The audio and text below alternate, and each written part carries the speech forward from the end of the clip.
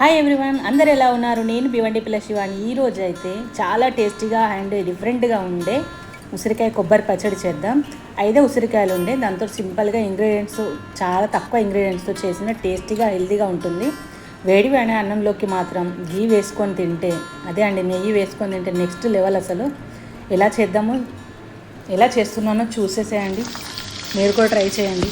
కడాయి పెట్టి ఆయిల్ వేసి అందులో ఈ ఉసిరికాయ పచ్చి కొబ్బరి వేయండి, కొంచెం ఉప్పు వేసి పసుపు వేయండి. పసుపు వేసిన తర్వాత ఇలా మగ్గేదాకా ఉంచుకోండి. మగ్గిన తర్వాత తీసేసి మళ్ళీ అదే కడాయిలో కొంచెం ఆయిల్ వేసి శనగపప్పు, మినపగుళ్ళు, పల్లీలు, ఎండుమిర్చి, కరివేపాకు, ఆవాలు, జీలకర్ర ఇవన్నీ వేసుకొని కాసేపు వేగనివ్వండి.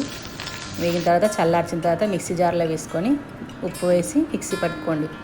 వెల్లుల్లి ఇప్పుడు వేసుకోవాలి ఒకసారి పట్టిన తర్వాత, ఎందుకంటే వెల్లుల్లి కొంచెం పంట కిందికి వస్తే టేస్ట్ బాగుంటుంది. తర్వాత ఇది నిమ్మరసం అయితే కంపల్సరీ, ఎందుకంటే ఒగరు రాకుండా ఉండడానికి హాఫ్ నిమ్మరసం వేసుకోండి. మిక్సీ చేసిన తర్వాత మళ్ళీ తాలింపు పెట్టుకోండి. తాలింపు వేసిన తర్వాత కాసేపు 3 minutes కదా అట్లనే మగ్గనివ్వండి.